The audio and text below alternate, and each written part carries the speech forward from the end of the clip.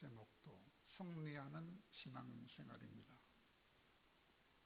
코로나 때문에 지구상에서 가장 강력한 힘을 가진 미국에서도 일상적인 활동을 제한을 받고 있습니다. 그래서 일상생활이 둘로 나누어져 있습니다. 하나는 필수적인 것과 또 하나는 비필수적인 것으로 나뉘어져 있습니다. 필수적인 것으로는 슈퍼마켓에 가는 거라든지 주유소에 간다든지 세탁소에 가는 그것은 필수적인 것이라서 계속 문을 열게 하고 있습니다. 그러나 그 나머지들은 비필수적인 것으로 분류되어서 제한을 받게 하고 있습니다. 체육관이라든지 영화관에 가는 것이라든지 카지노나 스타디움이나 콘서트장 이런 데는 가는 것이 제한을 받고 있습니다. 그렇다면 세상에서 가장 예수를 잘 믿는다고 말하는 기독교 국가라고 자부하는 미국은 어떻습니까? 미국은 교회와 주말에 교회 가서 예배 드리는 것을 그 둘 중에 어느 쪽에 분류하고 있을까요? 필수적인 요소로 분류할까요? 비필수적인 요소로 분류할까요? 역사에 비추어 보면 미국이라는 사회에서 교회는, 그리고 미국인들이 주일에 교회 가는 것은 말 그대로 그들의 일상생활의 가장 중심이 되는 활동이었습니다.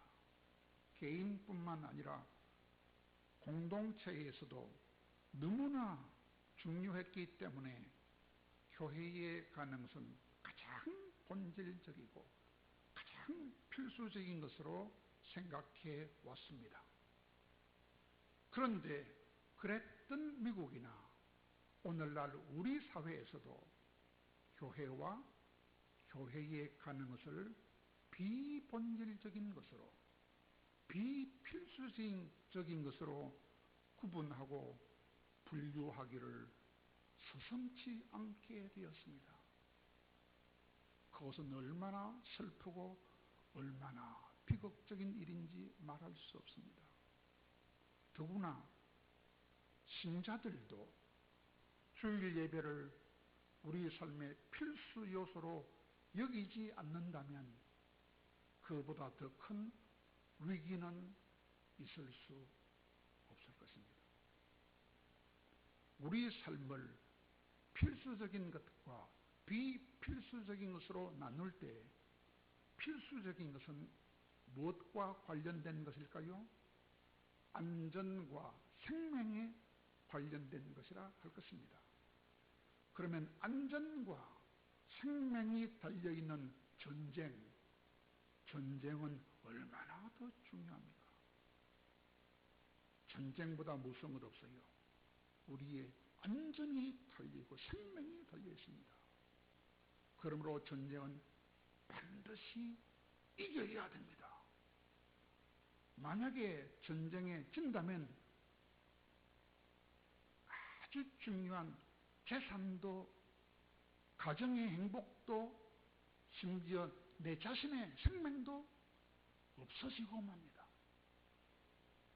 더구나 생명은 그 무엇보다도 더 중요한 것이라고 할 수 있습니다. 그러므로 주님도 말씀하셨습니다. 사람이 만일 천하를 얻고도 자기 목숨을 잃어버리면 무엇이 유익하겠느냐 라고 했습니다. 그러므로 우리 목숨이 달려있는 전쟁이라고 하는 전쟁은 다 반드시 승리해야 하는 것입니다. 그런데 전쟁 중에는 두 가지 전쟁이 있습니다. 우리 눈에 보이는 전쟁이 있습니다. 총이나 칼이나 폭탄이나 군인들이 등장하는 그런 육체적인 전쟁도 있지만, 그러나 눈에 보이지 않는, 그러나 더 맹렬하게 진행되는 전쟁도 있습니다. 그런데 꼭 이겨야 한다는 긴장감도 없고 별로 관심도 갖고 있지 않은 것이 그 전쟁인데, 그러므로 그 눈에 보이지 않는 전쟁은 더 위험한 전쟁입니다. 정신을 바짝 차려도 부족할 텐데 긴장감도 없고 관심도 없다면 얼마나 실패하기 쉽고 얼마나 더 위험하겠습니까? 그 전쟁은 신자라면 누구나 다 알고 열심히 싸워야 할 더 중요한 전쟁인데, 그 전쟁을 뭐라고 합니까? 영적 전쟁이라 합니다. 주님은 그 영적 전쟁에 승리해야 둘째 사망의 해를 받지 않는다 그랬습니다. 둘째 사망의 해가 무엇입니까? 지옥이라. 지옥 안 간다 이 말이에요. 영적 전쟁에 승리하는 자들만 천국 가고, 영적 전쟁에 실패하고 마귀한테 끌려가는 자는 다 지옥 가는 것입니다. 그러므로 우리가 싸워야 하는 전쟁은 눈에 보이는 전쟁과 눈에 보이지 않는 전쟁으로 구분이 됩니다. 그러므로 어떤 전쟁이든지 간에 목숨이 달려있기 때문에 필수적인 것이라 할 수 있습니다. 그리고 영적 전쟁은 우리 영혼까지 달려있기 때문에 더 중요합니다. 그러나 어떤 전쟁이든 전쟁은 이겨야 합니다. 생명이 달렸기 때문입니다.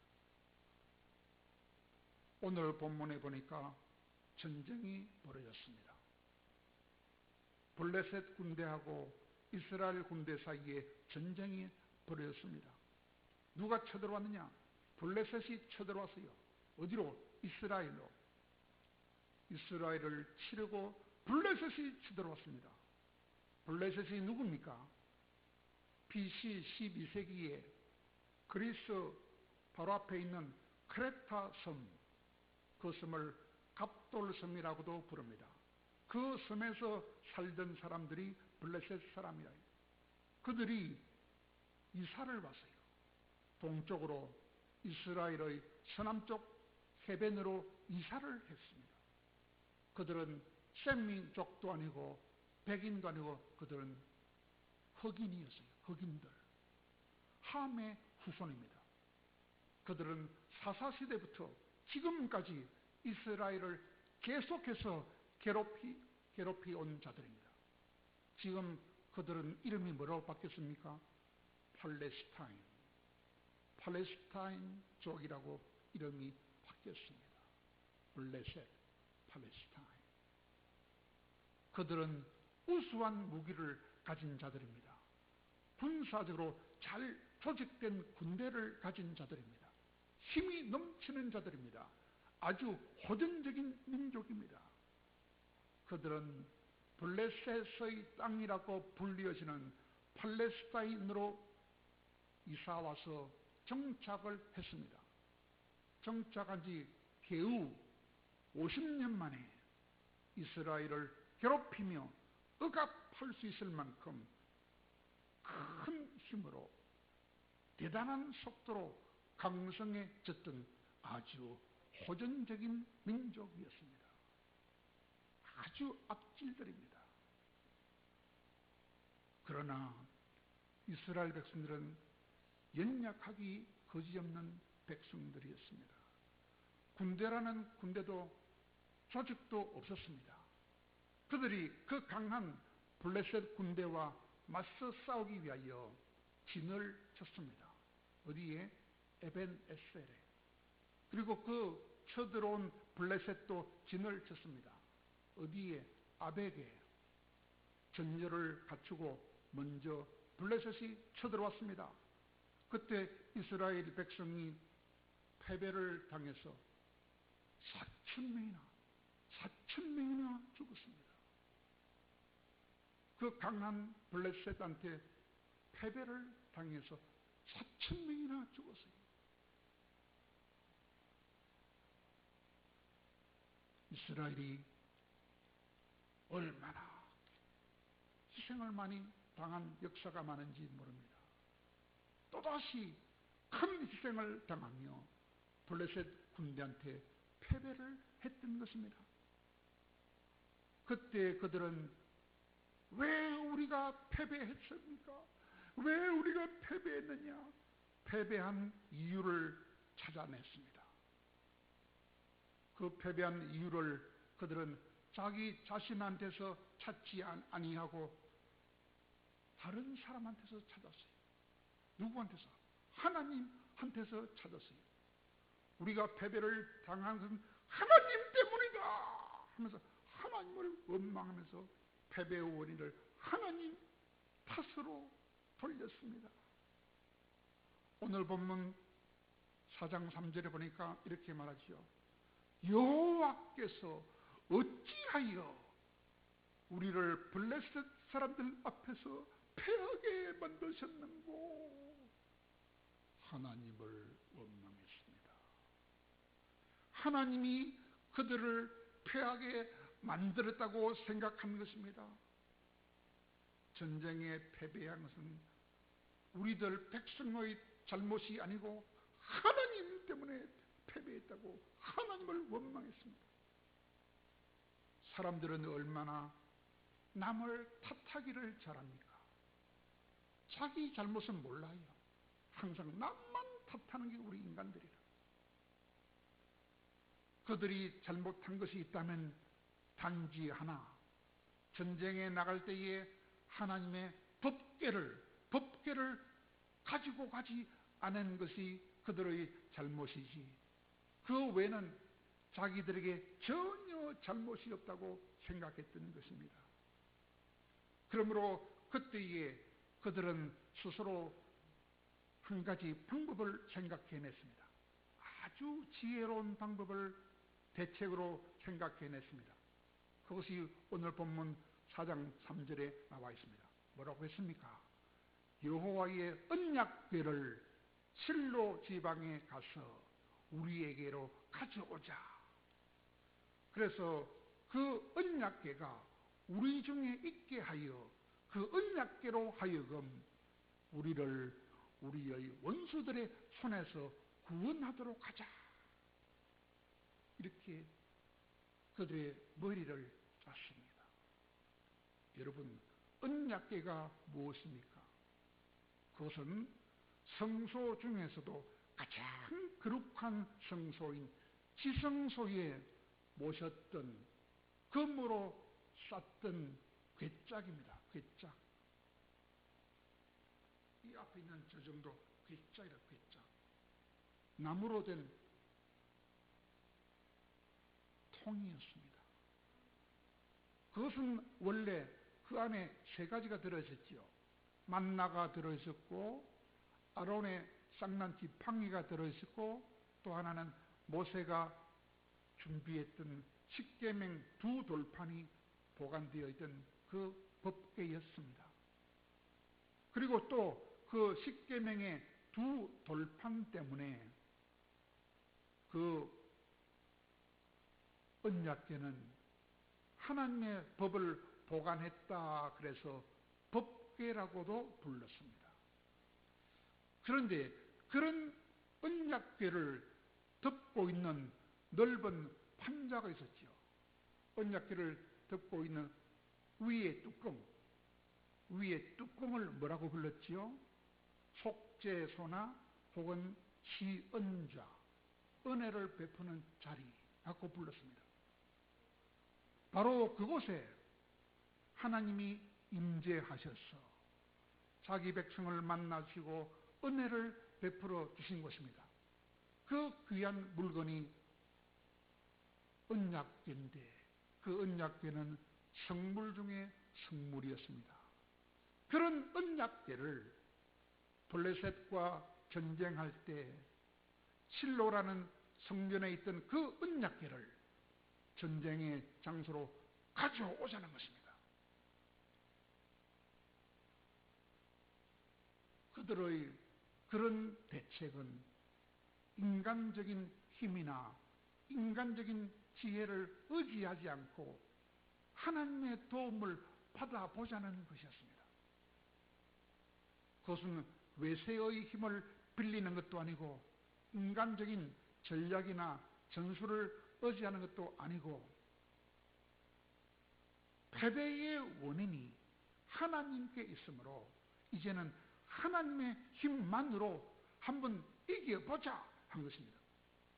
그 법궤 속에 하나님의 힘이 들어있으니까 법궤를 가져와서 법궤야 네가 적을 물리쳐라. 법궤의 힘을 의지해보자 하는 짧은 인간의 지혜를 발휘하는 것입니다. 그래서 언약궤가 진영에 도착하자 이스라엘 백성들은 기뻐서 땅이 진동하도록 기뻐서 소리를 질렀어요. 이야, 이제는 우리가 이겼다.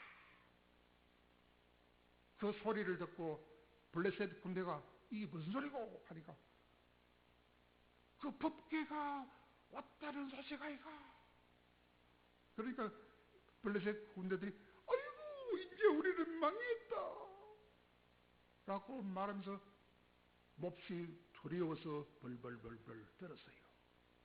왜냐하면 그 법궤 때문에 광야에서 수많은 적군들이 죽음을 당하는 재앙을 당했기 때문에 그 소문을 많이 들었기 때문에 저 법궤만 오면 우리도 죽었구나 하면서 블레셋 군대가 낙담하면서 두려워서 벌벌 떨었습니다.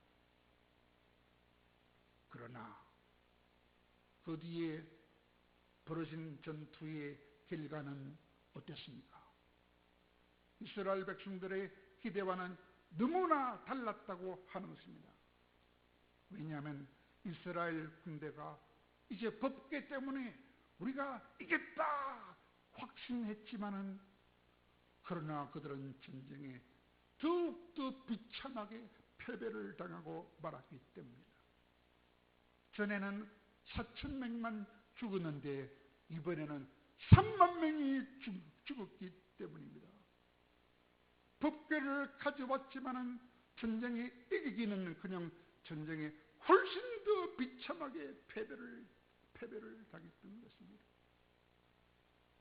그런데 더 놀라운 사실은 그 언약궤를 지키고 있던 제사장 두 사람, 홈리와 비느하스라는 그 두 명의 제사장도 죽음을 당했기 때문입니다.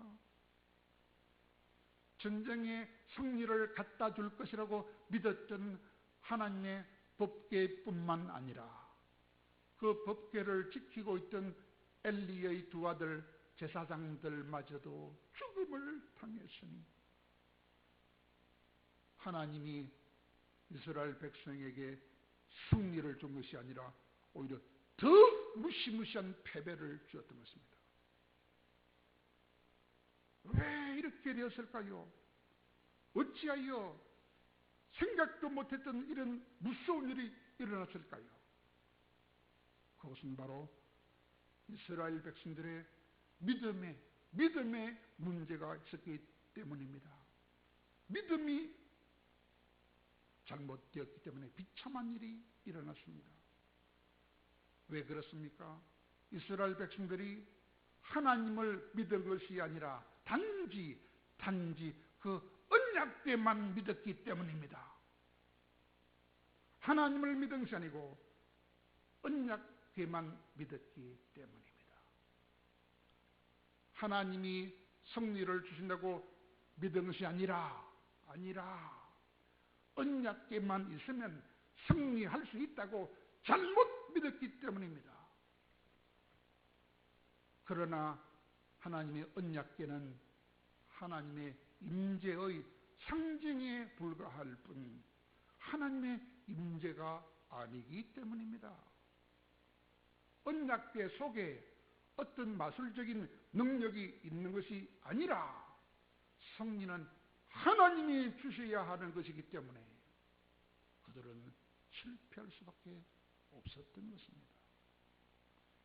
그러므로 당시 이스라엘 군대는 승리를 주시는 하나님을 믿은 것이 아니라 언약궤만 갖고 있으면 언약궤가 승리를 준다고 잘못 믿었기 때문입니다.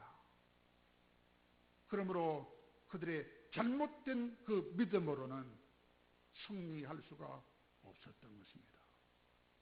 그러므로 하나님이 문제가 아니라 그들의 잘못된 믿음이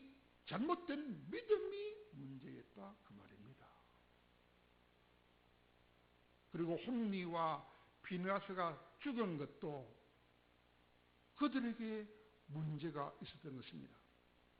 그들은 비록 신분은 제사장이었지만 그러나 그 홈리와 비느하스라는 두 아들은 세상이 다 알고 있는 개망난이었습니다. 개망난이.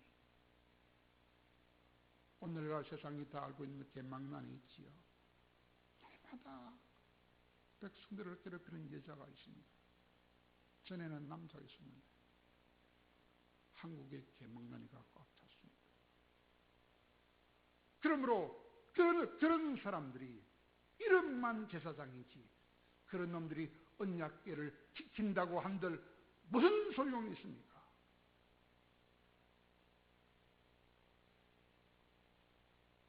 신분은 장관이지만 그들이 법을 어기니 무슨 소용이 있습니까? 언약궤와 함께하는 사람들이 언약궤와 함께할 자격이 없었다는 것이 또 큰 문제였습니다. 왜 그렇게 상상도 못했던 더 놀랍고 더 처참한 일이 이스라엘 군대에게 일어났습니까?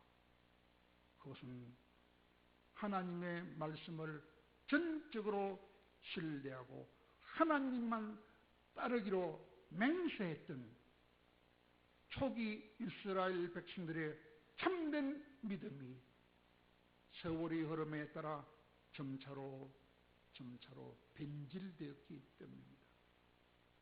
점차로 믿음이 변질이 되어서 의식화가 되고 관습화가 되고 형식화가 되고 죽어버린 화석화로 변했기 때문입니다. 하나님께 제사를 드리는 모양은 있지만은 그 제사 속에는 정말로 중요한 생명이 들어있지 않았기 때문입니다. 다시 말하면 예배는 드리지만은 하나님과의 만남과 교제가 있는 그런 살아있는 믿음이 없는 예배였기 때문입니다. 하나님만 바라보며 하나님만 기뻐하며 하나님께만 감사하며 하나님만 소망하는 살아있는 믿음이 없었기 때문입니다. 죽은 믿음이 있었기 때문입니다. 오늘날 현대 교회도 마찬가지입니다. 예배 모양만 있으나 마음이 떠나버렸어요. 하나님께 집중하지 않습니다. 다른 생각합니다. 장난칩니다. 찬양도 안 하는 사람 꽉 찼습니다.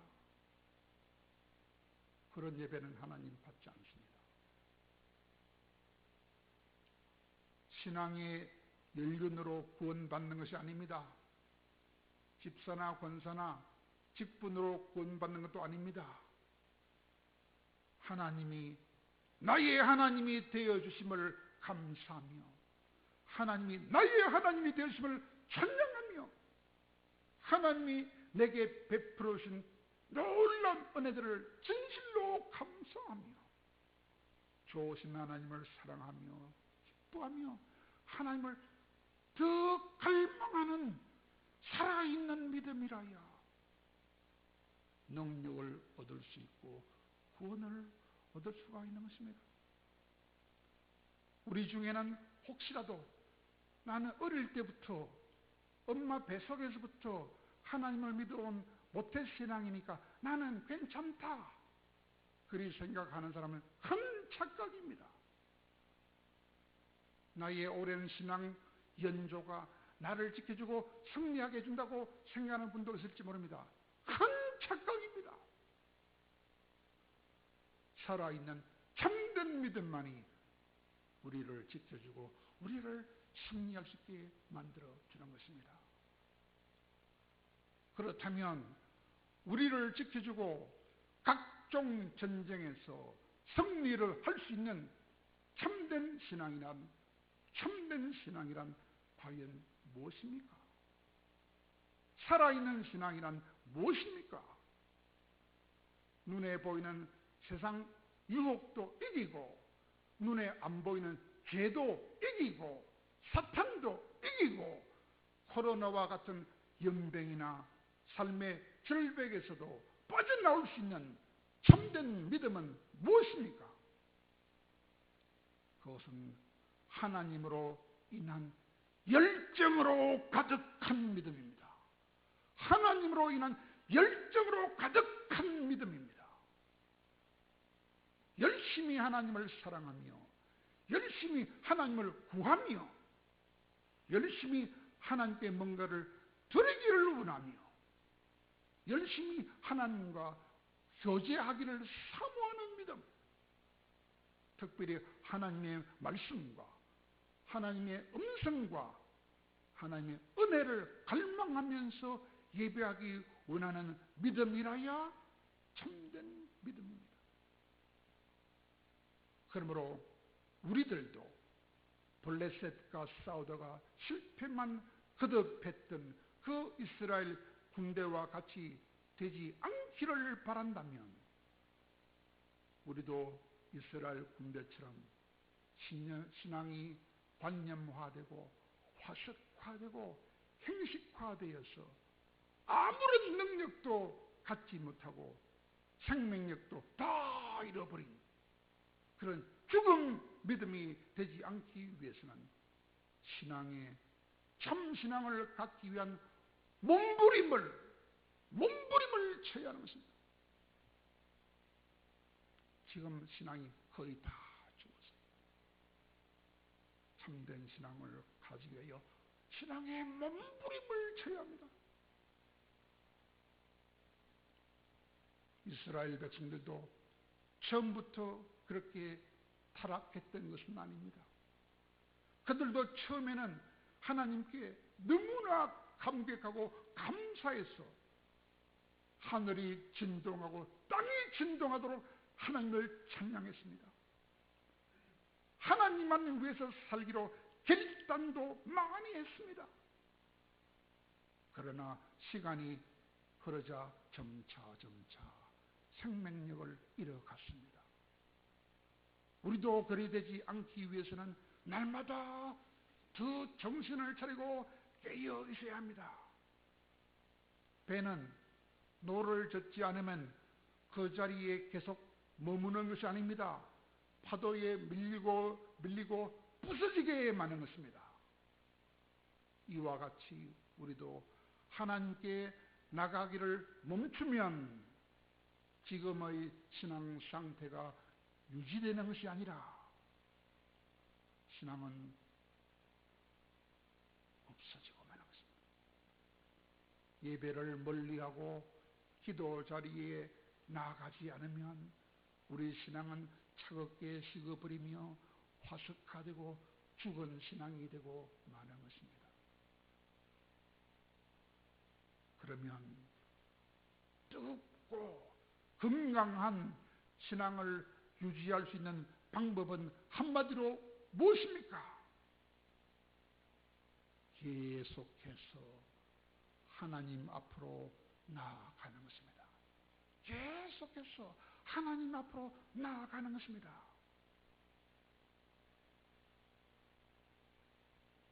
한 달에 한 번, 두 달에 한 번 나오면 결국은 떠나버립니다. 오늘 그렇게 떠나버린 사람이 있습니다.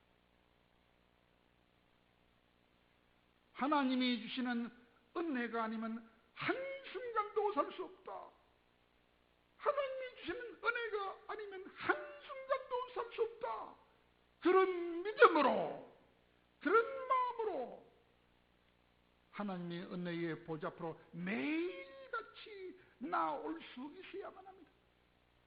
이런 우준함이 있어야 신앙은 썩지 않고 화석화되지 않습니다. 그렇지 않으면 우리 신앙도 머지않아 능력을 잃어버리게 됩니다. 생명도 잃어버리게 됩니다. 그러면 오늘 본문에 나온 이스라엘 군대처럼 언약궤가 나를 구원해 준다고 잘못 믿는 그런 죽은 믿음으로 변하게 되는 것입니다. 그러면 삶의 행장과 영적 전투에서 실패를 당해서 슬퍼하며 후회하며 통곡할 날이 오게 되는 것입니다. 한국 교회도 초기에는 모임에 대한 열정이 있었습니다. 주일이 되면 새벽 예배와 오전 예배뿐만 아니라 밤 예배도 있었습니다. 수요 예배도 있었습니다. 금요 철야 예배도 있었습니다. 새벽 기도회도 있었습니다. 구역 예배도 있었습니다. 그러므로 일주일 내내 예배로 가득 채워졌습니다. 그러나 지금은 주일 예배 모임조차도 힘들어하는 시대가 되었습니다. 신앙이 식었습니다. 퇴보했습니다. 화석화되었습니다. 거의 다 죽었습니다. 그러므로 코로나와 같은 전염병도 오게 된 것입니다. 코로나가 왜 왔습니까? 신앙이 거의 다 죽었기 때문에 온 것입니다. 누구 신앙? 바로 내 신앙. 다 거의 다 죽었습니다. 얼마나 나태해지는지 모릅니다. 옛날에는 권사님들은 밤새고 교회에서 기도했어요. 지금은 그런 권사가 없습니다. 큰 교회도 그런 권사들도 거의 없어요. 권사들 믿음도 거의 다 죽었어요. 이름만 권사. 그러므로 주님은 말씀합니다. 지금도 말씀합니다. 나를 만나라. 나를 만나러 오라고 말씀합니다. 어디서 어떻게 만나랍니까? 지성소 안으로 들어오라. 법궤 앞으로 나오라. 어떻게 만납니까? 법궤는 말씀을 상징합니다. 말씀으로 나를 만나라. 출애굽기 25장 22절. 두 번째 방법은 성소로 들어오라. 성소 어디에? 향단으로 들어오라. 뭐 하려고? 그래서 향을 피우라. 기도하라. 상번제라. 아침과 저녁에 두 번씩 나와서 향을 피우는 번제를 드리라. 하루에 두 번씩 아침과 저녁 기도하라. 하루 두 번씩 교회에 나와서 기도하라. 지금 그런 사람 있습니까? 아침과 저녁으로 나와서 기도하는 사람 있습니까? 권사님들도 그런 사람 있습니까? 없어요. 거의 다 죽었어요. 세 번째로는 회막문 앞으로 나오라. 회막문 앞에 번제단으로 나오라. 뭐 하려고요? 회개하는 예물을 올려라. 감사하는 예물을 올려라. 바로 생활입니다. 생활 자체가 회개하면서 감사하면서 생활하라. 출애굽기 29장 42절. 이렇게 세 군데로 세 가지 방법으로 나를 만나라고 말씀합니다. 이렇게 밤낮으로 상번제로 하나님을 만나되 세 가지 말씀으로 만나며 기도로 만나며 생활로 만나는 열정을 지녀야 그런 열정을 지녀야 은혜를 받을 수 있으며 구원을 받을 수 있는 참신앙, 산신앙을 유지할 수 있다는 것입니다. 사랑하는 여러분, 좋으신 하나님은 오늘도 시퍼렇게 살아계십니다. 우리를 도와주시려고 눈에 안 보이지만 우리 곁에까지 와 계십니다. 그 하나님을 믿음으로 바라보기만 하면, 그 하나님을 우리가 믿음으로 우리 손을 펼치기만 하면 우리를 맞아주시고 안아주시고 우리의 손을 붙잡아 주십니다. 그러면 하나님은 우리와 동행해 주시고 우리 마음의 기쁨을 충만케 해주시고 우리에게 능력을 부어주셔서 승리하는 삶을 살도록 책임져 주십니다.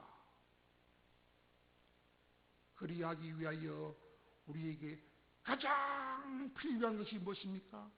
가장 필요한 것은 하나님을 간절히 찾는 열정입니다. 순간마다 하나님을 간절히 찾는 열정이 필요합니다.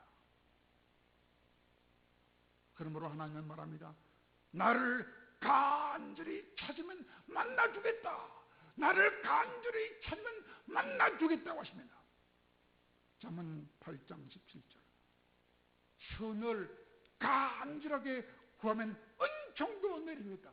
선을 간절하게 구하면 은총을 내려주겠다고 하십니다. 잠언 1장 27절. 그러므로 세 가지 방법. 하루 넉 장씩 성경을 읽는 그 말씀을 통하여 만나게 하며 아침과 저녁으로 2번씩 기도를 간절하게 가능하면 교회에 나와서 기도하는 것으로 만나게 하며 세 번째는 생활하면서 순간마다 회개하면서 순간마다 감사하는 생활을 함으로 주님을 날마다 만나는 그래서 날마다 주님을 간절히 찾음으로 주님을 만남으로 능력을 받아 모든 전쟁에서 승리하는 우리 모든 전원교회 성도들이 다 되시기를 간절히 바랍니다.